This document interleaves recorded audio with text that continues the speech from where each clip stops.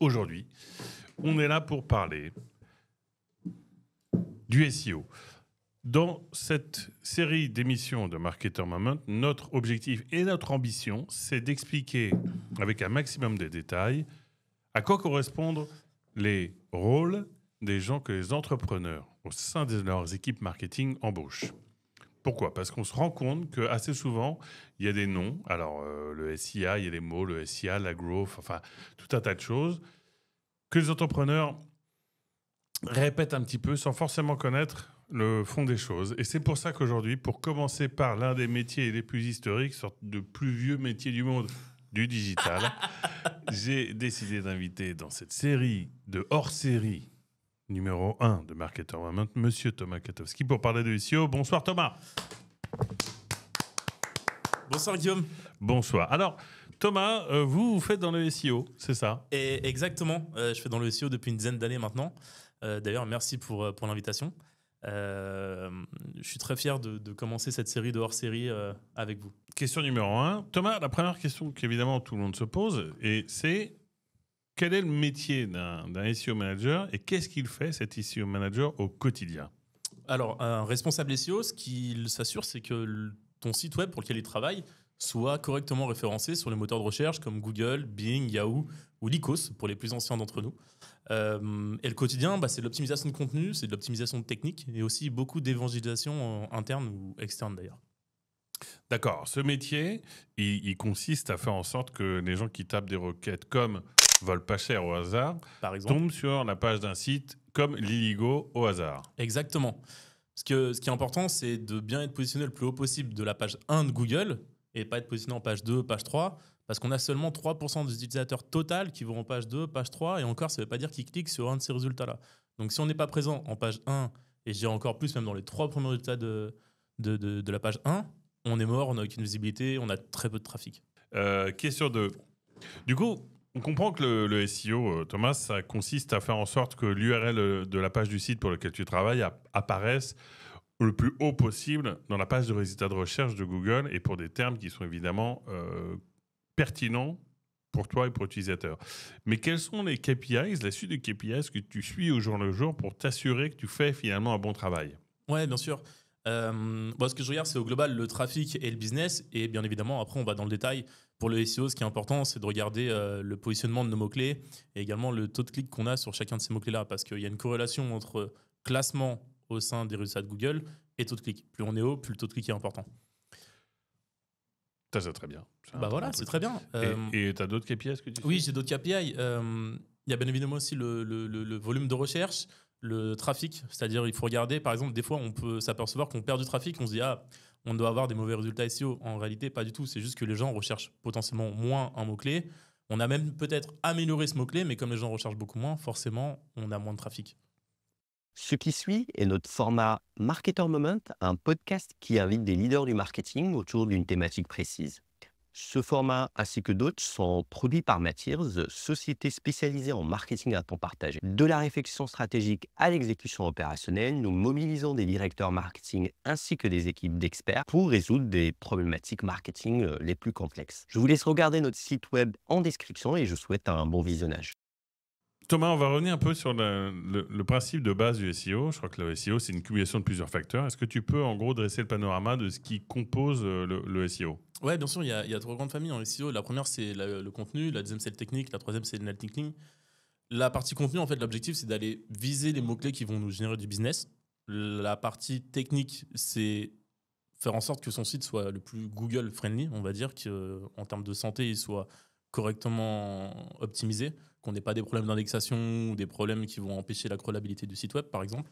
Et après, la partie netlinking, c'est tout ce que je dirais la notoriété. Est-ce qu'il y a beaucoup de sites qui nous font des liens pour augmenter cette fameuse notoriété. Maintenant qu'on a fait un tour d'horizon un petit peu des grands principes du SEO, j'aimerais que tu nous expliques ce que sont les objectifs d'un SEO manager à court, à moyen et à long terme. Oui, bien entendu. À court terme, par exemple, quand je suis arrivé chez Liligo, je me suis aperçu qu'il y avait certaines balise titles qui n'avaient pas les mots-clés adéquats. Ou en tout cas, par exemple, sur la homepage, Google ne reprenait pas le mot comparateur de vol. Ça veut dire que la balise title qu'on lui proposait, qu'on lui suggérait, ne lui convenait pas. Du coup, j'ai dû la réécrire pour qu'enfin, il affiche comparateur de vol. Et en faisant ça, on a gagné une ou deux places assez rapidement. Donc, ça, c'est pour la partie contenu. On peut aussi regarder la partie technique. On peut regarder tout de suite s'il n'y a pas des choses qui pourraient être bloquantes pour l'indexation ou la crawlabilité. Pareil, je me suis rendu compte assez rapidement qu'on avait plus d'une centaine de milliers de pages, dont certaines pages, en fait, il y a 0 visite à l'année et aucune personne qui les recherche. Ça représentait plus de 50% du site web.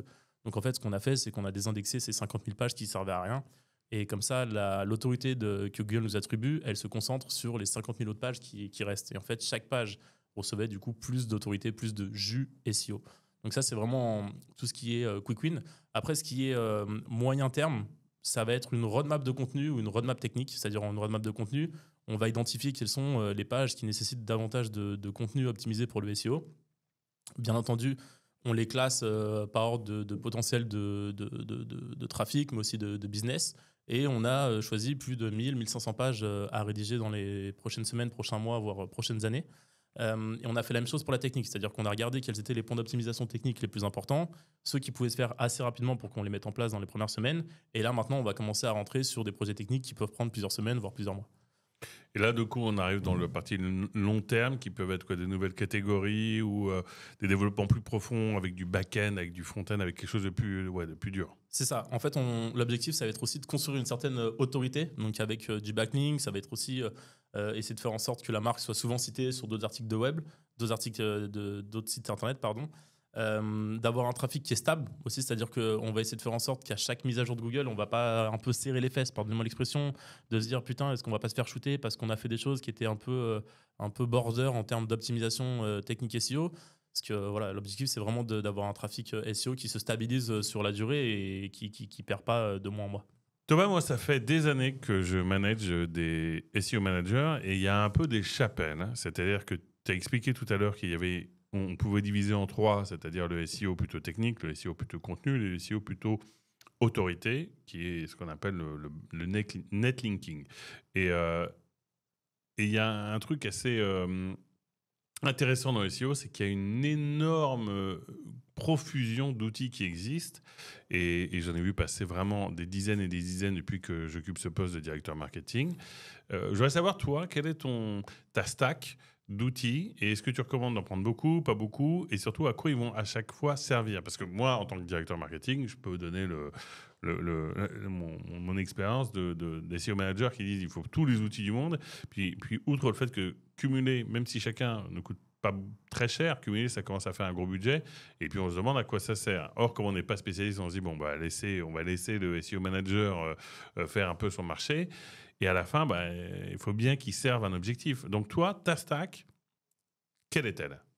Bon, déjà, je vais me faire pas mal de haters parce que je vais dire qu'il y a beaucoup d'outils qui servent un peu à rien, ou en tout cas, moi, que j'utilise pas au quotidien, qui sont un peu du superflu. Et en plus, comme tu as dit que j'étais plutôt en SEO marketing contenu, que je crois moyennement tout ce qui est netlinking, je vais avoir beaucoup de haters. Tant mieux. C'est pas grave, tant pis pour moi. Donc, non, moi, en termes d'outils, c'est du basique. Hein, c'est du SEMrush, du Screaming Frog, la Google Search Console, bien évidemment, la Google Analytics, du Google Trends et du Data Studio. Ouais, donc tu commences par, pour moi, l'outil qui est la base de tout, c'est Search Console. Oui, ça c'est un outil qui est gratuit de la part de Google. En fait, sans ça, tu peux rien faire. Parce que la Search Console, elle te donne le trafic par mot-clé, pour chacune de tes pages, ton positionnement moyen pour tous les jours, ton taux de clic, etc. Ça, c'est vraiment l'outil qui est indispensable à utiliser. En plus, aujourd'hui, maintenant, il va plus loin, il te donne même des sortes d'audits techniques et te dire quelles sont les optimisations qu'il y a à faire ou quels sont les problèmes qu'il peut y avoir sur ton site web. Donc ça, en plus, ce qu'il faut rajouter, c'est que c'est l'outil de Google. Donc c'est vraiment un peu la vérité, parce que c'est Google qui te livre des informations sur ton site. Exactement. Et sa vision de ton site. Exactement. Donc quand il te dit, là, je vois des 404, il faut que tu prennes le sujet au sérieux. Pareil sur les volumes de mots-clés. Il faut faire attention par contre parce que Google Search Console, auparavant, il y a encore 3 ans, il te donnait beaucoup d'informations. Et aujourd'hui, maintenant, avec tout ce qui est RGPD, on se rend compte que la data, elle est moins fiable. Elle est beaucoup moins fiable qu'auparavant. Donc ça, c'est, je dirais, l'outil de base parce que tu vas le regarder tous les jours pour voir ton évolution de ton ranking par mots-clés. Après, il y a Screaming Frog. Et alors, Screaming Frog par rapport à la Search Console, à quoi ça sert? Alors, Screaming Frog, c'est un outil qui va crawler ton site web comme Google pourrait le faire. C'est-à-dire, il va arriver sur ta homepage et dès qu'il va avoir un lien, il va aller sur ce lien et crawler cette page-là et ainsi de suite, aller de page en page comme ça. Ce qui est intéressant avec cet outil, c'est que quand il arrive sur une de tes pages, il va dire bah voilà, tu as ça comme balise title, tu as ça comme méta-description, tu as ça comme sous-titre, titre H2, H3, etc. Il va te dire aussi si ta page est indexable. Il va te dire quelles sont les balises canonical que tu as, est-ce que c'est une page en code 200, en code 301, le temps de chargement de chacune de tes pages. Bref, c'est une sorte de boîte à outils totalement complète avec une UX qui est un peu dégueulasse par rapport à d'autres outils, mais c'est clairement un indispensable. Parce qu'en fait, ça, en crawlant ton site web chaque semaine, tu es en capacité de voir si tu as des erreurs 404 sur ton site web, des 300 que tu dois corriger, est-ce qu'il y a des pages qui sont crawlables, non crawlables, est-ce que tu peux indexer ces pages ou non, etc. Donc ça, c'est ce qui est assez fort, c'est que ça simule le comportement des robots Google qui viennent crawler ton site. Donc finalement, ça te donne vraiment des indications qui sont très, très proches de la réalité de ce que Google regarde, quoi. Et exactement, c'est vraiment un indispensable. Donc pour moi, Screaming Frog aujourd'hui, c'est l'un des meilleurs. Mais tu as aussi OnCrawl qui le fait. Tu as même SEMrush maintenant aussi qui est capable de faire ce genre de choses, un petit peu moins poussé. Mais c'est clairement un indispensable. Et alors, le dernier, avant de parler de ceux qui sont plus du business interne, c'est SEMrush qui est quand même la star des outils. Parce que moi, à chaque fois que je suis rentré dans une boîte, j'ai regardé SEMrush. Et SEMrush, ça a l'avantage, visiblement, d'aller chercher surtout les opportunités où le marché plus loin. Si on regarde la Search Console, c'est ton site. Screaming Frog, c'est ton site. SEMrush, c'est plutôt ton site en comparaison avec les sites du monde entier, quelque part. C'est ça, avec la concurrence surtout. Ça, c'est vraiment un outil qui est très puissant. C'est plutôt un outil d'ailleurs marketing plus que SEO aujourd'hui. C'est-à-dire qu'on va pouvoir mettre jusqu'à 4 concurrents, le comparer à notre site web et regarder en fait, quels sont les mots-clés qu'ils ont en commun que nous, on n'a pas, quels sont les mots-clés où on est fort, etc. Donc ça donne aussi beaucoup d'opportunités de mots-clés qu'on pourrait aller chercher. C'est vraiment un outil qui est très puissant, même s'il a quand même ses limites sur le volume de recherche qu'il donne par mot-clé, parce qu'il ne tient pas vraiment compte de la saisonnabilité. Donc c'est pour ça que je le couple aussi avec pas mal de Google Trends. Parce que par exemple, j'ai l'exemple de Weekend en amoureux contre Love Room. Chez mon ancien employeur, on était en première position sur Weekend en amoureux et on se rendait compte qu'on perdait du trafic mois après mois. C'est parce qu'en fait, les gens recherchaient beaucoup moins Weekend en amoureux et qu'ils recherchaient 4 fois plus Love Room. Et ça, c'est tout récent. C'est depuis 1 an et demi, si vous allez voir directement vous avec vos propres yeux. Et en fait, c'est pas quelque chose qui était identifiable via du SEMrush. Via du Search Console et du Screaming Frog, et c'est SEMrush qui te l'a apporté. Non, justement, avec SEMrush, on n'a pas pu le voir. Ah oui, c'est par Google Trends. C'est par Google Trends. Donc du coup, il faut coupler toujours Google Trends pour avoir l'indice de saisonnabilité. Mais ça, ce que tu touches d'intéressant avec le Love Room, ce que tu touches d'intéressant avec le Love Room, c'est le côté nouveau mot-clé. Et alors, c'est un point vachement intéressant parce que moi, j'ai l'impression que, en gros, quand on a un business, typiquement dans le travel, ce qui est notre cas, il n'y a pas de nouveaux mots-clés. Tu as un site qui a quasiment 20 ans et tu te dis, en fait, il n'y aura jamais d'émergence de nouveaux mots-clés. Et tu contredis ça en parlant de Love Room contre Weekend en amoureux. Tu te dis, en fait, il faut regarder, il faut coupler ces 3 outils de base avec du Google Trend pour regarder l'émergence de nouvelles tendances qui vont t'apporter de nouveaux mots-clés sur lesquels, du coup, tu vas te positionner comme Love Room. Exactement. Par exemple, on a l'exemple de New York. Auparavant, on faisait des voyages à New York, on partait 2 semaines, 10 jours. Et en fait, aujourd'hui, les prix sont tellement bas pour les billets d'avion à New York. Vous pouvez le comparer sur l'Illigo. Que maintenant, il y a des gens, ils n'hésitent pas à faire un week-end à New York. Donc, il y a même des recherches qui augmentent avec week-end à New York, ce qui était inconcevable il y a encore quelques années. Alors, du coup, on a compris, Thomas, que toi, tu faisais partie de l'équipe avec une stack réduite pour vraiment avoir un outil par vraiment gros sujet. Maintenant, j'aimerais savoir à quoi ressemble la semaine d'un SEO manager quand tu arrives du lundi matin au vendredi après-midi. Comment est-ce que tu organises? Parce que tu as beaucoup de données, tu as beaucoup de projets qui sont court, moyen, long terme. Enfin, tu as une profusion de choses. Et toi, comment est-ce que tu t'organises pour mener à bien toutes tes missions en même temps? Tout est une question de priorisation. Même si j'ai envie de te dire, j'ai quand même des momentum chaque semaine qui sont hyper importants. Je sais que le lundi, par exemple, ça va être la journée du reporting. Je regarde des résultats de ce qui a pu se passer au cours de la semaine sur les différents mots-clés que j'ai. Je vais regarder aussi, bien sûr, lancer des crawls, voir s'il n'y a pas peut-être des développements techniques qui ont été faits un peu dans mon dos et qui auraient pu créer de nouvelles erreurs ou de nouveaux bugs sur le site web. Ça, c'est vraiment la journée du lundi. C'est vraiment cette journée qui est dédiée à ça. À partir du mardi, je fais des points avec les équipes techniques, les équipes content. On fait des points sur la roadmap pour regarder si les projets techniques avancent bien, s'ils n'ont pas des questions, s'il n'y a pas de point de blocage. Idem sur la partie contenu. Moi, je vais relire tous les contenus qui ont été rédigés au cours de la semaine, voir si ils sont satisfaisants d'un point de vue SEO. Et regarder, bien sûr, planifier les prochains contenus. Il y a aussi l'intégration de tous ces contenus-là après sur le site web parce qu'on les rédige, mais après, il faut aussi les transférer sur le site web. Rédiger, faire tout le maillage interne, c'est-à-dire créer des liens entre les différentes pages, un peu à la manière de Wikipédia quand vous allez sur l'histoire de France. Vous pouvez après cliquer sur Napoléon, puis sur la bataille de Waterloo, etc. Ça, c'est quelque chose qui est hyper important, de faire des liens entre les différentes pages. Donc ça me prend pas mal de temps aussi après au cours de la semaine. Eh bien, écoute, très bien. Et c'est vrai que moi, pour encore une fois connaître des SEO managers, c'est vrai que c'est une suite de tâches multiples, mais qui prennent un sens si on les organise bien. C'est d'abord le reporting, ensuite le suivi des projets, et puis ensuite, dans une dernière partie, tout ce qui est rédaction, suivi de la génération de backlinks et ainsi de suite. Et je pense que c'est important pour l'audience d'expliciter un petit peu toujours les trois phases de ce métier-là, c'est-à-dire assez reporting, assez technique et assez contenu. Exactement. Et toutes les semaines, c'est comme ça. On a le reporting, s'assurer qu'en fait le travail qu'on a pu faire sur la semaine d'avant porte ses fruits.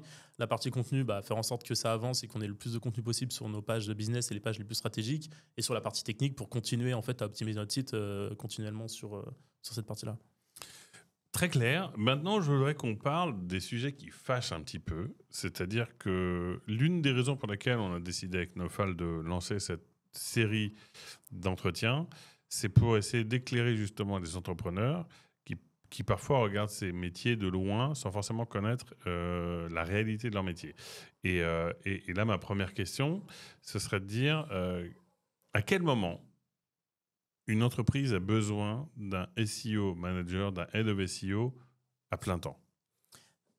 J'ai envie de te dire, ça correspond au nombre de pages que tu vas avoir. Si tu as un site demain qui correspond à une vingtaine de produits et 5-6 catégories, en fait, tu as un gros travail de one-shot à faire en termes de contenu, potentiellement aussi en termes de technique, mais une fois que ça c'est fait, après, derrière, c'est ni plus ni moins que du suivi. Par contre, à partir du moment où tu as un site web qui a, je sais pas, 10 000 produits et 1000 ou 2000 catégories, là, en fait, tu as un travail de quotidien qui est dedans, notamment au niveau du maillage interne, ça bouge tout le temps, du contenu, tu en ajoutes au quotidien. En général, tu es aussi plus staffé techniquement, donc tu as aussi une équipe de développeurs internes qui potentiellement peut faire bouger les choses dans le bon sens comme dans le mauvais. Donc ça, il faut être aussi là au quotidien pour s'en assurer. Donc je dirais que c'est à peu près autour de... Ouais, si ton site a plus de 10 000 pages, il faut que tu aies quelqu'un en interne. Et sinon, il vaut mieux prendre quelqu'un en externe. Si je peux donner moi mon expérience, c'est que je travaille dans le B2C, donc j'ai eu la chance et un peu l'obligation aussi d'avoir des SEO managers de très bonne qualité parce que c'est le nerf de la guerre. Là où quand tu parles de B2B, B2B SaaS, je considère que puisque c'est moins prioritaire, on risque de recruter des gens pas forcément aussi qualifiés puisque le SEO manager, il s'éclate dans le B2C plus que dans le B2B.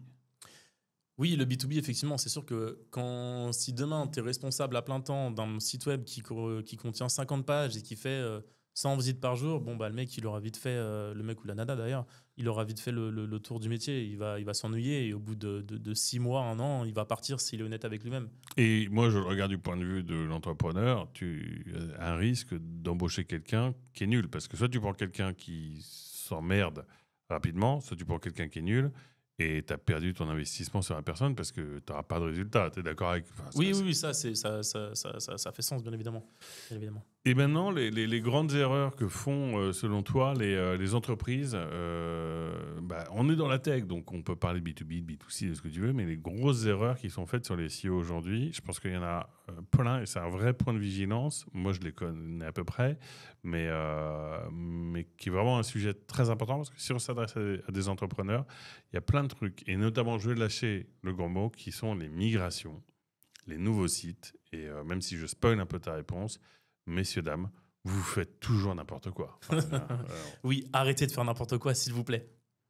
C'est pas bien de faire n'importe quoi. Non, effectivement, l'erreur principale qu'on retrouve le plus souvent, c'est l'oubli du plan de redirection. C'est-à-dire, on change d'URL, on passe de j'invente liligo.com à liligo.fr, et en fait, on fait pas de redirection 300 entre les anciennes URL et les nouvelles URL, ce qui fait qu'on perd tout l'historique du SEO qu'on avait pu mettre auparavant. Ça, c'est une des erreurs principales. Donc, il faut vraiment s'en assurer déjà d'en mettre en place, de faire correspondre les bonnes URL. Potentiellement, des fois, on va avoir des noms de catégories qui vont changer. Du coup, ça va changer l'ensemble des catégories. Donc, il faut vraiment faire en sorte que toutes les URL existent, pas créer des 404 et bien tout rediriger en 301. J'ajouterais par exemple, pour donner un exemple qui est arrivé à un de mes confrères quand je travaillais en agence, c'est qu'il avait redirigé uniquement les pages, les URL des pages, et il n'avait pas fait celle des images. Et malheureusement, c'était un site qui vendait du papier peint. Et en fait, 60% du trafic venait de Google Images. Et en fait, du jour au lendemain, on s'est assis sur 60% de notre trafic. Autant te dire que le client, il n'était pas content. Mais ça, ce qui est assez surprenant quand on parle d'Internet, qui est maintenant un marché mature, des sites web, c'est qu'on fasse encore ces erreurs comme si, je sais pas, on se disait que c'était pas grave ou que c'était pas important de vraiment vérifier chacun détail au moment des redirections. Et je pense que c'est le moment des redirections, des mises en ligne, de la rédaction du contenu. Moi, mon avis, c'est comme c'est un métier de détail, beaucoup d'entrepreneurs se disent les détails, on verra plus tard. Et finalement, en fait, sauf que t'es pénalisé tout de suite. Donc, les détails, il faut les regarder avant de mettre en ligne. Parce que si tu dis, je mets en ligne et je vois plus tard, mais en fait, tu te tires une balle dans le pied. Surtout si tu as un historique, mais même quand tu n'en as pas, parce que tu pars sur de mauvaises bases. Donc, soit tu bousilles un historique, soit tu pars sur de mauvaises bases qui ne te permettront pas d'en construire un. Ouais, et puis j'ajouterais même qu'il y a une sorte de déresponsabilisation. Parfois, c'est tellement gros d'oublier de faire un plan de redirection qu'il y a des gens qui vont dire ah bah c'était pas à nous, c'est pas l'agence web qui est en train de développer le site web c'est pas à nous de le mettre en place. Les développeurs qui vont dire ah bah non, nous on n'était pas sur le projet de migration, donc c'est pas nous qui l'avons mis en place. Au final, personne ne le met en place. Et s'il n'y a pas un SEO qui est là pour alerter, bah des fois ça passe à la trappe. Donc ça c'est un des problèmes principaux. Après j'en ai des dizaines, t'en veux comme ça, j'en ai des dizaines des autres bugs qu'il faut éviter. Tu peux en citer encore deux parce que c'est quand même fou. Moi je reste sur le truc de me dire que c'est fou de passer à côté de choses qui sont énormes. L'elephant in the room, quoi, parce qu'encore une fois on se dit que c'est rattrapable. Mais ce qui est important de savoir en SEO, c'est qu'on met longtemps à construire une bonne réputation vis-à-vis de Google, mais on peut la foutre en l'air en quelques très secondes. peu de temps. Ouais, bien sûr, effectivement. Comme le dit ce fameux dicton. Par exemple, ce que j'ai déjà vu, c'est du robot texté dans lequel on met 10 allos / ce qui veut dire qu'on demande à Google de ne pas venir indexer le site web, de ne pas venir le crawler. Donc ça a pour incidence de désindexer le site web en quelques jours, et en général, on s'en rend compte, c'est déjà un peu trop tard. J'ai eu le cas aussi de désindexation de site web. C'est quand on fait une mise en prod. Donc, on a le site web pré-prod, donc qui est désindexé, qui contient la balise noindex. Et en fait, quand on la met en prod, on laisse la balise noindex. Ce qui fait que ton site web, il est pas indexé. Tu dis non. Google arrive et dit ah bah il y a la balise noindex, bah je le désindexe tout en fait. Et ça m'est arrivé chez un ancien employeur où tous les 3-4 mois, comme ça, j'avais du noindex qui apparaissait sur l'ensemble de mon site web. Donc, c'est pas forcément quelque chose que je regardais au quotidien, en tout cas avant, du coup. Et en fait, au bout de 3 jours, tu fais putain, mais mes performances, elles commencent à diminuer, qu'est-ce qui se passe? Et là, tu vois ça, tu fais non, mais c'est pas possible, c'est trop gros, on n'a pas pu se planter là-dessus. Donc, tu le dis une fois, ça se répète une deuxième fois, une troisième fois, et puis au bout d'un moment, tu te dis, bon, bah, on va devoir mettre des garde-fous autour de ça, quoi. Je trouvais que on vient de balayer pas mal de sujets de SEO. Et pour finir, puisque l'objectif de ces entretiens, c'est d'expliquer aux entrepreneurs, aux fondateurs de boîtes, comment travaillent les gens que finalement ils embauchent. Si moi je joue le rôle d'un CEO d'une petite boîte e-commerce qui vend une 50aine de produits et qui t'appelle parce qu'il se dit il y a quelque chose à faire avec le CEO encore en 2025, mais j'y connais pas grand-chose, comment est-ce que tu essaierais de le mettre face à la réalité du potentiel qui est dans le SEO? Déjà, premièrement, le SEO, c'est un levier qui est gratuit aujourd'hui. À part mon salaire et éventuellement les ressources techniques qu'on va mettre en place, c'est un levier qui est gratuit. On n'a pas besoin de payer du ads pour avoir du trafic. Et ça, c'est la première chose qu'il faut bien comprendre, parce que souvent, les gens se disent bah, on va d'abord essayer d'avoir du trafic tout de suite, donc on va se concentrer par exemple sur du SEA et on fera le SEO plus tard. Le problème, c'est que le SEO, ça prend du temps quand même, mine de rien. Il faut presque le penser en amont de la publication de son site web, pour s'assurer que le jour J, quand le site web est publié, on a déjà la stratégie qui est en place et qui tourne. Parce que comme ça ne va pas se faire du jour au lendemain, il faut quand même qu'on soit prêt le plus tôt possible. Et pour finir, je te demanderais, est-ce que tu crois que, moi, qui est ma conviction, mais est-ce que tu valides le fait que pour moi, à partir du moment où tu as un site internet, à partir du moment où tu vends un service, tu dois d'abord penser SEO? Forcément, je vais dire oui. Aujourd'hui, le SEO, qu'est-ce que c'est finalement? C'est avoir une page par produit. Donc, ce qu'il faut savoir, c'est commencer par bien définir son produit, en fait. Quels sont mes produits? Quelles sont les pages? Quels sont les mots-clés que vont rechercher mes utilisateurs? C'est un peu au final ton discours commercial. Les commerciaux, comment ils vont vendre ton produit auprès des fournisseurs ou directement des clients? Quels sont le wording qu'ils vont utiliser? Quel est le wording des clients? Et en face de ça, en fait, tu vas créer une page qui correspond à cette recherche. Un mot, une page. Un mot, une idée, une page, toujours. Merci Thomas. Merci beaucoup pour l'invitation. J'espère vous revoir bientôt.